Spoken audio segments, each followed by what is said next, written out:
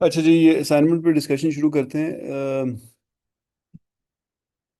मैं इसको full screen कर दूं जरा। अच्छा जी, तो आपको नज़र आ रहा है जी? MS वर्ड की फाइल नज़र आ रही है? जी सर, आ रही है सर। अच्छा जी, तो जिन लोगों ने मेरे साथ पहले कभी कोर्स पढ़ा हुआ है, दे नो के असाइनमेंट्स का मेरा स्ट्रक्चर कैसे होता है, तो उनके लिए आसानी होगी समझनी। बाकी लोग जो पहली बार पढ़ रहे हैं वो सुने कोई चीज़ है तो मुझसे पूछ लें।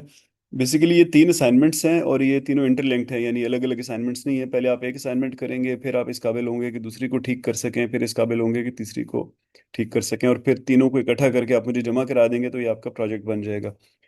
तो इन असाइनमेंट्स का बेसिकली मकसद ये है कि जो आपने पढ़ा है यहाँ पे इस कोर्स में अभी तक और आगे भी पढ़ेंगे, उनको आप एक स्ट्रक्चर्ड केस स्टडी में प्रैक्टिस कर सकें अपनी ऑर्गेनाइजेशन में। या आप अपनी ऑर्गेनाइजेशन आपकी कॉन्टेक्चुअली ऐसी नहीं है, या आपका इस नेचर का बिजनेस नहीं है या काम नहीं है, तो आप किसी और ऑर्गेनाइजेशन में ये काम कर सकते हैं। तो ये जो तीन असाइनमेंट्स हैं ये आपको पहली आपको एनर्जी सिस्टम्स के बारे में जो आपने समझा है उसको प्रैक्टिस करने में मदद देगी, इम्प्लीमेंट करने में। दूसरी आपको एनर्जी मैनेजमेंट प्रैक्टिसेस के बारे में यही काम होगा। और तीसरी जो है आपकी स्ट्रेटेजिक रेडीनेस के आप एनर्जी ट्रांजिशन और डिकार्बनाइजेशन के लिए आप आपकी ऑर्गेनाइजेशन रेडी है कि नहीं। तो ये एक प्रोग्रेसिवली एवॉल्विंग स्ट्रक्चर है इसका, कि ये केस स्टडी बन जाएगी तीनों असाइनमेंट से। और जब आप आखिर में असाइनमेंट 3 सबमिट, अब 2 सबमिट कर रहे होंगे तो 1 और 2 दोनों करेंगे। जब 3 करेंगे, 1 2 3 इकट्ठे करेंगे। तो असाइनमेंट 1 जो है बेसिकली ये आपकी एनर्जी स्ट्रक्चर को एनालाइज करता है और मेजर एनर्जी ड्राइवर्स को और सिग्निफिकेंट एनर्जी यूजेस को आइडेंटिफाई करता है। तो जैसे मैंने आपको कहा कि जिन लोगों के पास सब मीटरिंग नहीं है वो ये काम नहीं कर सकते, तो उनको फिर उन इनिशिएटिव की तरफ पहले जाना होता है। तो अगर आपके ऑर्गेनाइजेशन में सब मीटरिंग नहीं है, फिर आपने कोई और ऑर्गेनाइजेशन चूज करनी है। किसी भी तरह से आपके जानने वाले हों कोई, या कहीं पे भी आपकी एक्सेस हो, तो आपने फिर उनका लेना है जहाँ पे ये चीज़ें हों। क्योंकि आप यहाँ पे लिख तो देंगे कि सब मीटरिंग नहीं है, लेकिन फिर आप अगले स्टेप नहीं कर सकेंगे। तो इसके जो डिलिवरेबल्स हैं असाइनमेंट 1 के, आप देख सकते हैं 1 2 3 4 5 6 डिलिवरेबल्स हैं। पहला डिलिवरेबल क्या है कि आप ऑर्गेनाइजेशन के बारे में बताएंगे कि इसका नाम क्या है, इसकी इंडस्ट्री कौन सी है। फिर आप बताएंगे कि इसका साइज क्या है, यानी कितने लोग हैं, या कितने टन्स ऑफ यूरिया प्रोड्यूस कर रहे हैं, या वट एवर जो भी आप प्रोड्यूस कर रहे हैं। फिर इसकी लोकेशन क्या है, फिर आपकी प्राइमरी प्रोडक्ट्स क्या हैं और या सर्विसेज क्या हैं, और operational characteristics relevant to energy use. इस पे आप कमेंट करेंगे। ये पहला हो गया, ज़ाहिर है इजी है, आप 1 मिनट में कर सकते हैं। दूसरी चीज़ है एनर्जी सप्लाई का स्ट्रक्चर, कि आप ग्रिड से बिजली लेते हैं कि नहीं, यस या नो बोलना है।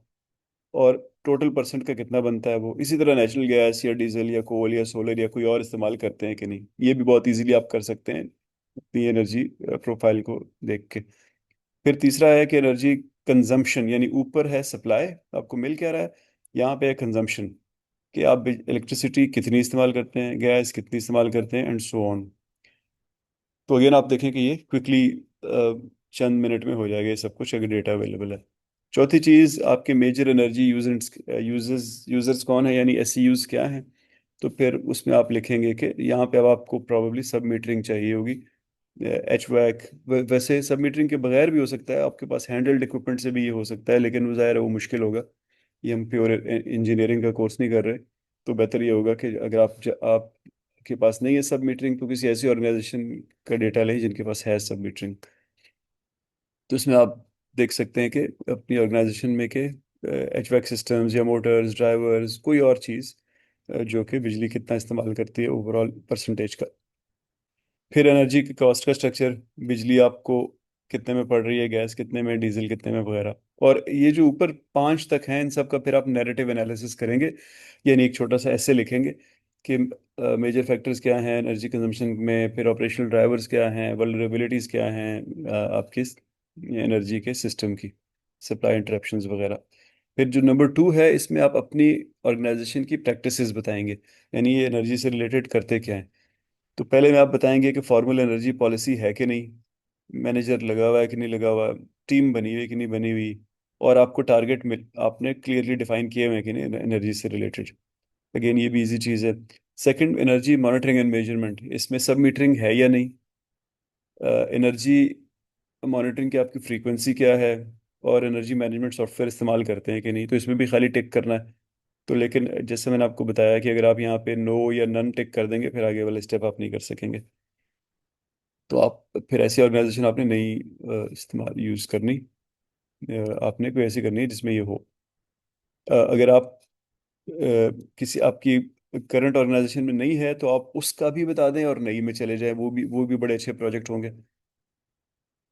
फिर एनर्जी परफॉर्मेंस इंडिकेटर्स यानी केपीआईज या ईएनपीआईज हैं या नहीं।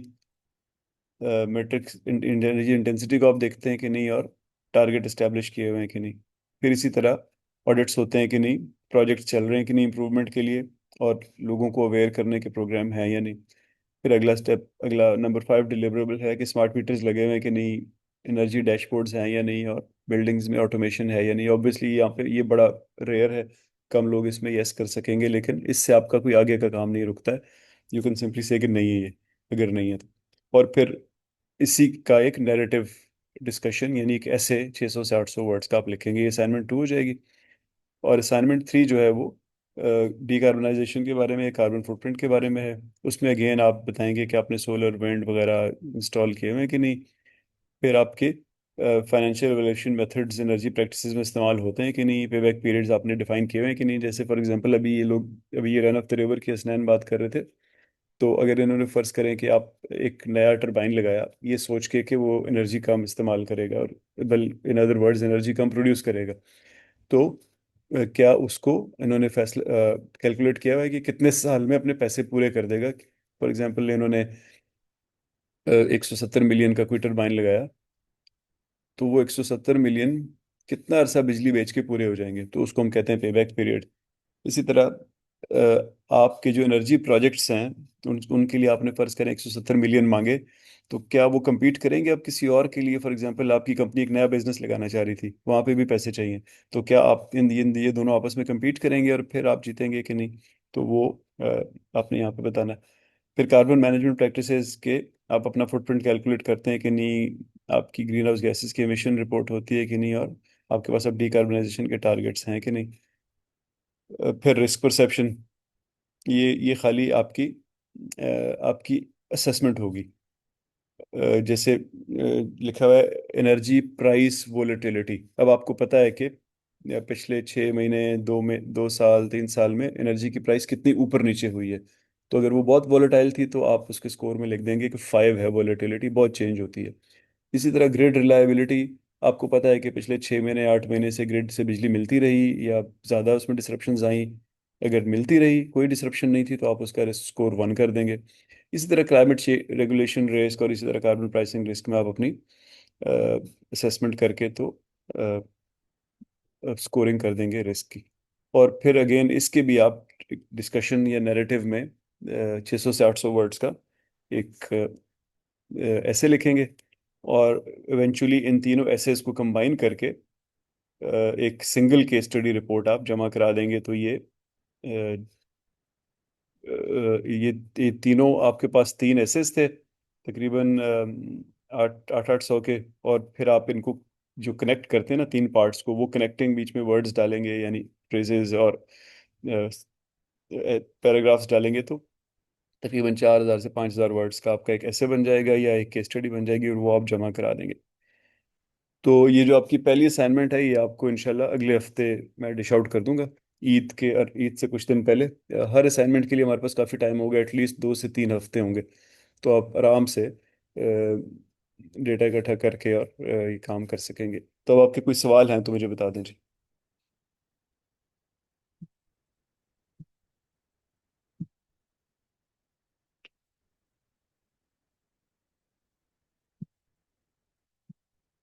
अस्सलाम वालेकुम सर।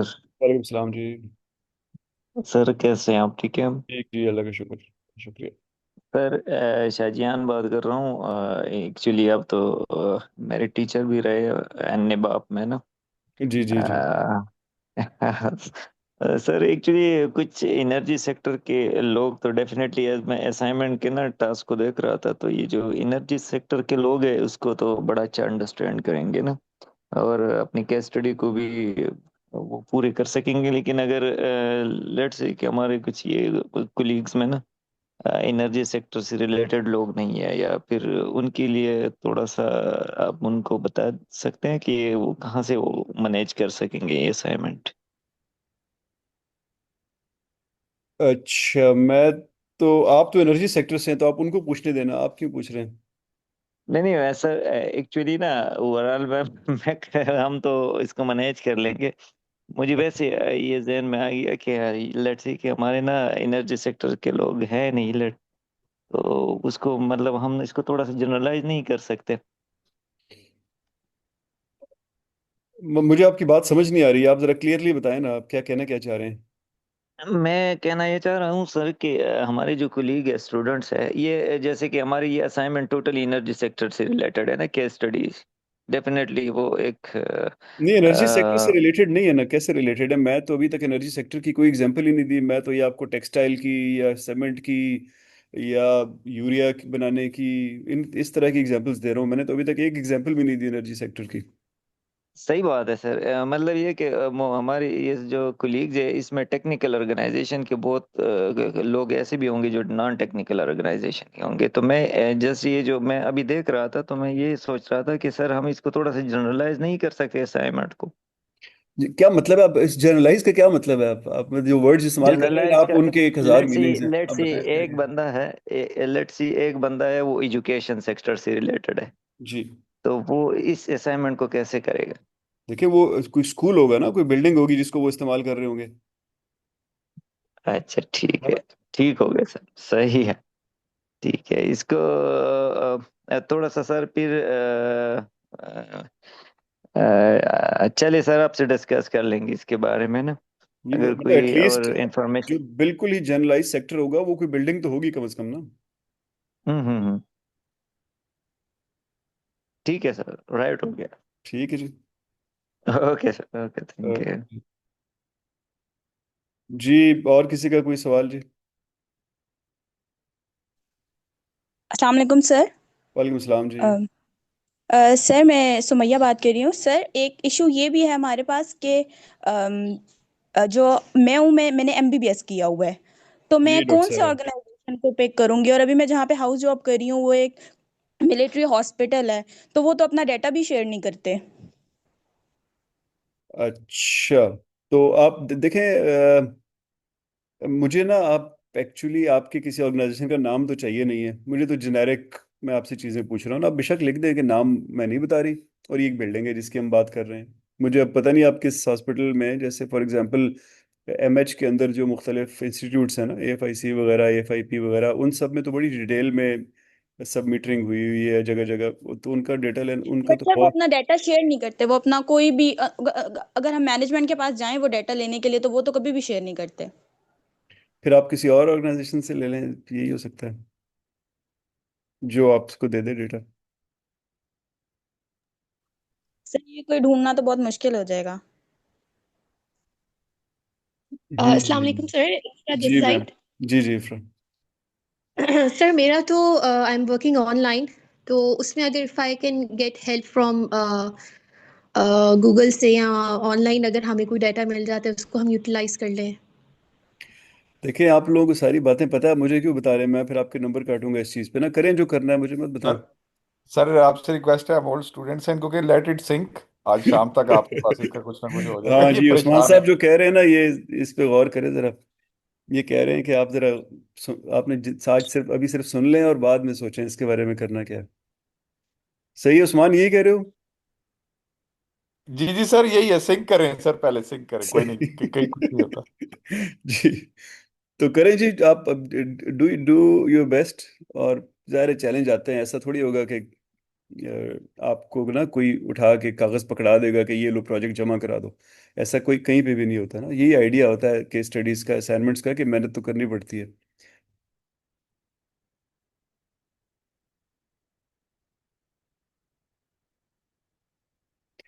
ठीक है जी, कोई और किसी का सवाल? मोहसिन, आपका कोई सवाल है? आपका माइक ऑन है काफ़ी देर से। नहीं। सर ये असाइनमेंट कब तक आप अपलोड कर देंगे सर पोर्टल के ऊपर?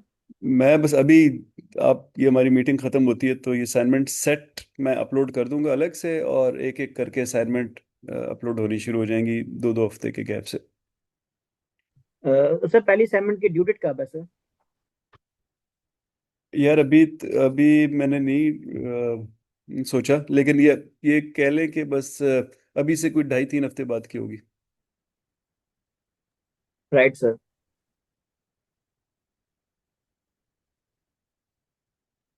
ठीक है जी, दैट इज इट। तो कोई सवाल नहीं है आपका, तो हम मीटिंग को ख़त्म करते हैं।